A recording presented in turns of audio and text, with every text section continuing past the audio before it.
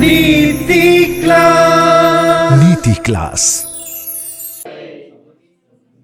या हम सभी अपने जीवन में सुख और गुणों की अभिवृद्धि के लिए नीति के विषयों का श्रवण कर रहे हैं। नीतिकार हमें हर दिन एक ऐसे गुण से जोड़ते हैं जो हमारे व्यक्तित्व को सुंदर और सुशोभित बनाए। ऐसा ही गुण है बोलने का। बोलना एक कला है और बोलना एक अभिश्राप भी है।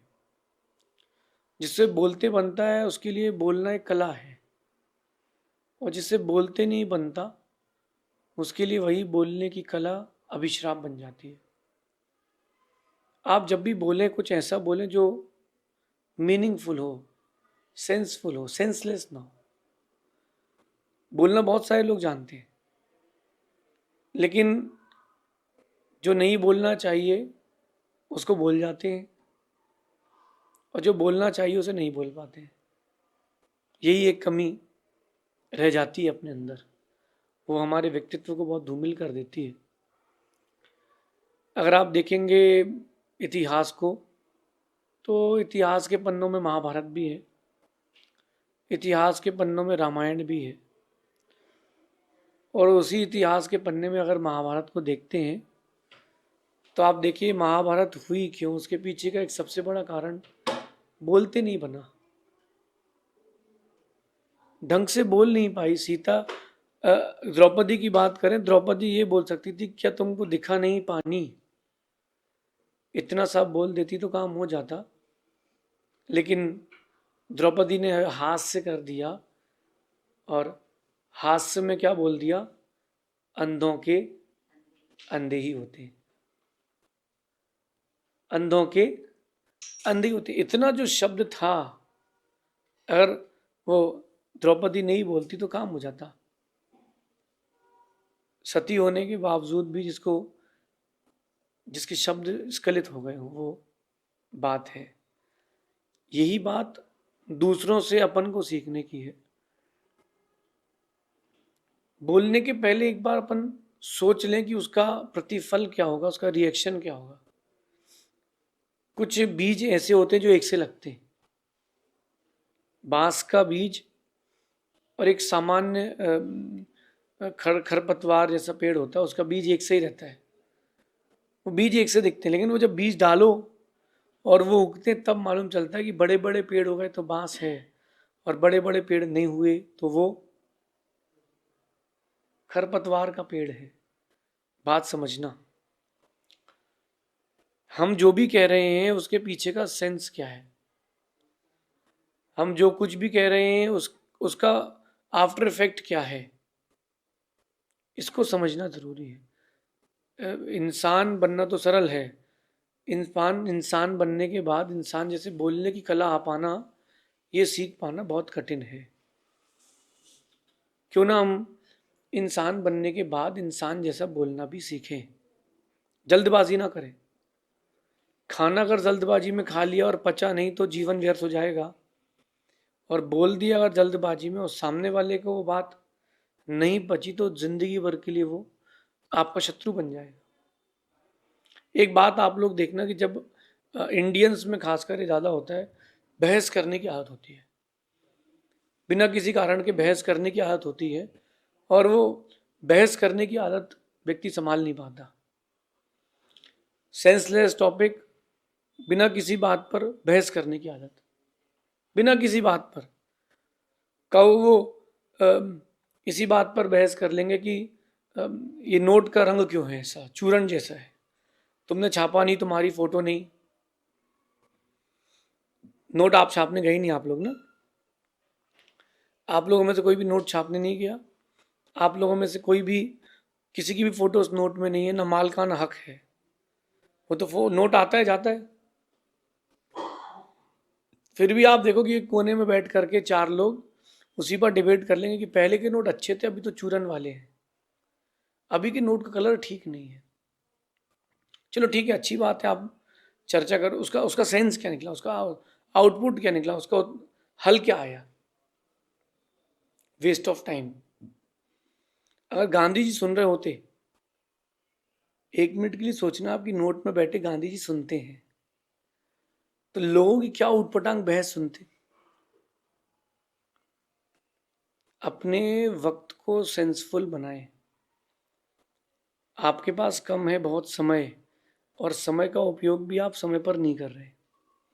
यहाँ वहाँ की बहस में आप अपने पूरे जीवन को व्यर्थ कर रहे हैं। कुछ लोग रहते हैं, उनको डिबेट करने बहुत मजा आता है, नॉलेज नहीं रहती, बस डिबेट करना है। वही बोल देंगे गांधी जी ने 1964 में एक बात कही थी, उसको ये पता ही नहीं कि गांधी जी कब गए। बात करना, बस डिबेट करना, बस वो इसको साहित्य में कहते हैं मुख कंडूक, यानी मुख में खुजली है, बस वो बोलने की आदत है। मत करो। अपने जीवन को बहस से जोड़ के मत रखो, अपने जीवन को सॉल्यूशन से जोड़ो। मैंने बहुत सारे लोगों को देखा, वो छोटी छोटी बातों को लेकर इतना टेंस हो जाते हैं, इतनी गर्मा गर्मी हो जाती है कि कुछ भी कर सकते हैं। मैं बचपन में मैंने एक सीन देखा, दो बड़े खास दोस्त, अच्छे खास दोस्त, और एक लगाता है भजिए का ठेला और एक का व्यापार था। दोनों अच्छे खास मित्र थे। धीरे धीरे वो दोस्ती में मजाक आ जाता है, कई बार वो मजाक बहस में बदल जाता है। उन लोगों का आपस में एक बार बहस हुई, और बहस गजब की हुई, और उसका आउटपुट, उसका हल क्या निकला वो समझना खतरनाक था। वो लाइन पर खड़ा हुआ, उसकी दुकान में भजिए बिक रहे थे, और उसने कहा उस मित्र ने, यार पहले मुझे दे दे। उसने सिर्फ इतना कहा कि पहले भजिए मुझे दे दे। उसने कहा लाइन में लग। अब दोस्त था तो मजाक चलती थी, मजाक बहस से बदल गई। उसने कहा लाइन में लगो फिर देंगे, यहाँ और भी लोग पहले से खड़े हुए हैं, तो ये लोग ऐसे थोड़ा ना है, तू भी पैसे दे रहा है और ये भी पैसे दे रहे हैं। छोटी सी बात थी। तो उसने गुस्से में कहा, देख फालतू की बातें करेगा तो चाकू घुसेड़ दूंगा। तो उसने कहा हाँ चल चल, देख लेंगे, तेरे जैसे बहुत आए। तो उसकी दुकान में जो चाकू रखा था प्याज वगैरह बनाने के लिए, पीछे से जाकर के उसने उसके कूले में वो चाकू घुसेड़ दी। चाकू घुसेड़ने के बाद उसको समझ में आया कि तो गड़बड़ हो गया। सामान्य सा मजाक, सामान्य सी बात हमारी बहस में बदल गई। इतनी सी बात थी बस, और फिर वो चाकू तो उसके कूले में लगा दी उसने। उसको बाद में होश आया, अरे ये तो गड़बड़ हो गया। फिर उसने एक ऑटो वाला, रिक्शे वाला किया, और अपने ही दोस्त को उसमें उल्टा लिटाया, क्योंकि चाकू निकाल सकते नहीं थे। फिर हॉस्पिटल ले गया, ठीक ठाक पट्टी वट्टी करा के लाया, टाके लगवा के लाया। सोचिए, ऐसा आपके साथ हुआ है कि नहीं, या आपके साथ ऐसा हो सकता है कि नहीं। बहस करना आपके जीवन के लिए एक अभिशाप है। क्या कहना है, कब कहना है, और उसका मतलब क्या, उसका सेंस क्या है। आप जो कुछ भी कर रहे हो, जो कह रहे हो, उसका आपको आफ्टर इफेक्ट क्या मिलेगा, उसका प्रतिफल क्या मिल रहा है। अगर प्रतिफल गलत है तो बहुत सोच समझ करके उस चीज को टाल देना अच्छा है। थोड़ी समय के शब्द बहुत बड़ा दुख दे सकते हैं। अंधों के अंधे होते हैं, केवल इतनी सी लाइन ने इतनी बड़ी महाभारत कर दी, लाखों करोड़ों लोग मर गए। अगर उसका उस बहस का कोई सेंस हो तो भी अपन बात करते हैं ना, कि अब जैन लोग कहते हैं कि शेखर जी हमारा है, गिरनार जी हमारा है, इनमें सेंस है। यहाँ वहाँ की बातों करने से क्या मतलब। आज की नीति में कहना चाहते हैं कि बिना किसी कारण के बहस ना करें। अगर आप बिना किसी कारण की बहस करते हो तो आपका व्यक्तित्व धूमिल हो जाएगा। टीवी चैनल्स में देखना, आप डिबेट होते हैं, 5,000 रुपये में आदमी आ जाता है। कुछ लोग ऐसे रहते हैं जो वास्तविकता में सही रहते हैं, कुछ ऐसे रहते हैं जो पेड आते हैं, हल्ला करते हैं ताकि वो टीआरपी बढ़ जाए। आज तक इतनी डिबेट हो गई, एक का भी सॉल्यूशन नहीं है। आप लास्ट 10 ईयर्स 15 ईयर्स की डिबेट उठा के देख लेना, इतनी सारी डिबेट्स होती है, किसी भी एक भी डिबेट का कोई हल नहीं निकला। क्यों नहीं निकला, वो क्योंकि प्रोग्राम टीआरपी के लिए। अगर देश की दृष्टि से वो कार्यक्रम होता तो उस समय नेता कोई हल दे करके जाता, ऑफिसर्स को एक अच्छा रिजल्ट दे करके जाते, लेकिन नहीं, वो बहस की होती है। टेक ओनली टीआरपी, लोग देखें, एड्स बढ़े, और उसमें से कोई एक हॉट टॉपिक इंस्टाग्राम पे चल जाए, चैनल हिट। उनका यही मोटिव है। लेकिन आप ध्यान रखें, आप जब भी किसी बिना बिना किसी कारण के बहस करेंगे, आपका व्यक्तित्व मलिन होगा। जिससे आप बहस कर रहे हैं वो व्यक्ति आपके लिए नेगेटिव इमेज लेके जाएगा। जब वो व्यक्ति नेगेटिव इमेज लेकर के जाएगा तो 4 लोगों के सामने आपकी नेगेटिव इमेज ही देगा। क्यों अपन ऐसा काम करें कि एक भी व्यक्ति आपकी इमेज नेगेटिव बनाए? बहस कर ले, लेकिन उसका कोई सेंस हो, उसका कोई कारण हो, उसका एक रिजल्ट आना चाहिए। केवल फालतू की बातें करने से कुछ नहीं होता। 2 जगह देखा मैंने। एक जगह बहुत बढ़िया अच्छा दृष्टांत हुआ। एक शॉप थी व्यक्ति की, उस शॉप के अंदर एक डॉग था, शॉप के बाहर एक डॉग था। दोनों एक दूसरे को भौंक रहे नॉन स्टॉप, दोनों धड़ाधड़ एक दूसरे को भौंक रहे। अंदर वाले ही परेशान है, बाहर वाले ही परेशान है। तो जो दुकान का मालिक था वो परेशान हो गया, तो उसने क्या किया, उसका जो पेट था, वो डॉग था, गेट खोल के उठा के उसने बाहर रख दिया। दोनों लड़ना बंद कर दिया, दोनों शांत हो गए। ना वो भौंक रहा ना ये भौंक रहा। और जैसे ही उसको उठा के अंदर लाए, वो फिर भौंकना चालू कर दी। कुछ लोग ऐसे होते हैं। अगर आपकी बहस में कोई सेंस नहीं, तो आपका वो सीन यही रहेगा लाइफ का कि कांच के अंदर है, कांच के बाहर है। और आपकी अगर डिबेट का, आपकी बहस का कोई सॉल्यूशन निकलता है, पारिवारिक रूप से, सामाजिक रूप से, व्यापारिक रूप से, वैश्विक रूप से, तो आपकी बहस करना सार्थक है। पहले होती थी बहसें, पहले डिबेट्स होते थे जिसको शास्त्रार्थ कहा जाता था। वो डिबेट और शास्त्रार्थ होते थे, लोग एक दूसरे की कमिटमेंट करते थे, स्वीकारते थे, कुछ उसका आउटपुट, कुछ रिजल्ट मिलता था। लेकिन अब तो सब खत्म हो गया है। फिर भी सीख लें, कहने की कला सीख लें। जब भी बोले या बहस भी करना पड़े, शांत रह कर करें और उसके पीछे के कारण को जांच करके करें।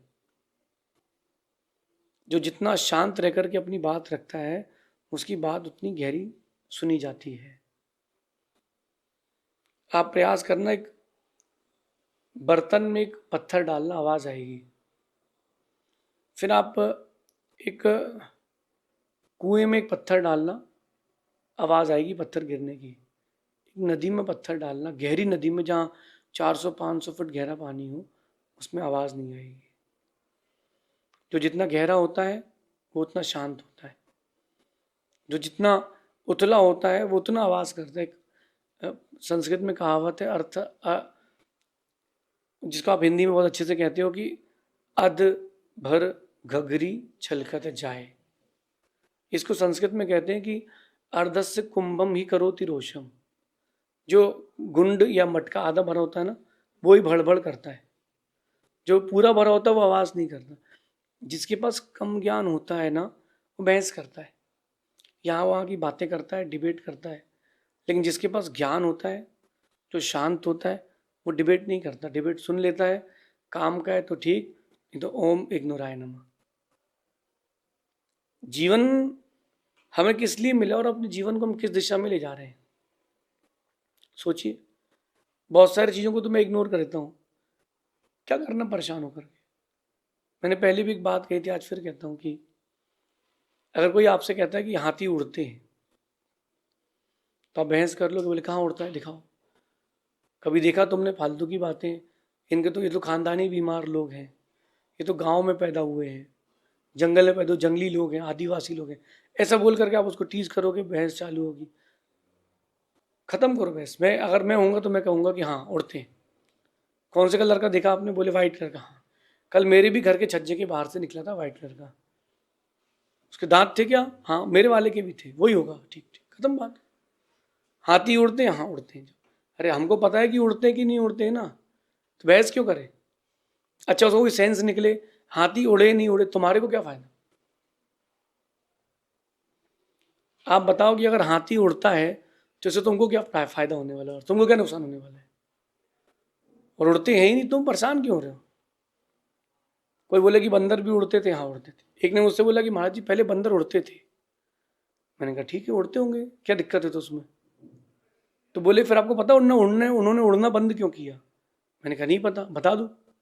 तो कहता है कि एक बंदर जो पैदा हुआ उसका एक ही पंख था, तो सारे बंदरों ने उसका मजाक उड़ाया, तो उसने चल करके अपने गिरोह में जितने लोग थे बंदर थे उन सबके पंख खा लिए। मैंने कहा फिर? बोले उसने पंख खा लिए और उसका एक पंख उन लोगों ने खा लिया, फिर उनसे जो प्रजाति पैदा हुई वो बिना पंखों की हुई। मैंने कहा ठीक है। मैंने कोई रिएक्शन नहीं दिया, वो आदमी मेरा चेहरा देखता रहा, कह रहे कुछ तो बोलेंगे। अरे बंदर पंख वाले थे कि नहीं थे, तुमको क्या करना, इंसान आदि मानव का रूप है, सब फालतू की बहस। श्री राम आदि मानव थे, श्री राम भगवान थे। तो इन सब जो सेंसलेस बातें, उन पे उलझने से आपका जो ब्रेन है वो आपके लक्ष्य से डाइवर्ट हो जाएगा। क्यों बहस करें? ठीक है, अगर उस बहस का आपकी लाइफ से, उस डिबेट का आपकी लाइफ से कोई लेना देना हो तो अपन सोचें। अब उस डिबेट का अपनी लाइफ से कोई लेना देना ही नहीं है, हम परेशान क्यों हो? ठीक है, बोल दो, आगे बढ़ो ना। हो नहीं, अपनों क्या करना? यहाँ वहाँ की बातें करके जो लोग अपना समय बर्बाद करते हैं वो जीवन में बड़े लक्ष्यों को प्राप्त नहीं कर पाते। यहाँ वहाँ की बातों में ना उलझे। जो अच्छे क्रिकेटर्स होते थे वो अपना गेम एग्रेशन से नहीं दिखाते थे, वो ज़्यादा एग्रेसिव होते थे। कब? बैट से, ना कि चेहरे से और शब्दों से। आजकल जो क्रिकेटर हैं वो शब्दों से एग्रेसिव है, अपने हाव भाव से एग्रेसिव है। ये बहुत छोटी सोच का आदमी है। जो बड़ी सोच का होगा वो शब्दों से नहीं होगा, वो अपने खेल से एग्रेशन दिखाएगा, और खुद के ऊपर एग्रेशन दिखाएगा, दूसरे के ऊपर नहीं दिखाएगा। तो ये चीज़ जो मैं आज नीति कह रहा हूँ, यहाँ वहाँ की बातें ना करें, अपने जीवन और अपने समय को बर्बाद ना करें। आपका लक्ष्य क्या है लाइफ में? आपने अगर कोई गोल बनाया है उस गोल की ओर चलो, और गोल नहीं बनाया है तो बनाओ। न्यूज़पेपर में कुछ भी नहीं मिलता। मैंने पिछले 16 साल से कोई न्यूज़पेपर नहीं पढ़ा है। न्यूज़पेपर में कुछ मिलता ही नहीं है। यहाँ चोरी, वहाँ डकैती, वहाँ मर्डर हो गया, यहाँ सत्संग हो गया, कुछ तुम्हारे काम की कुछ चीज़ है ही नहीं। कुछ भी चीज़ तुम्हारे काम की नहीं। बस आप लोगों को पढ़ने की आदत हो गई है। कुछ नॉलेजेबल चीज़ें मिले तो अपन देखें ना।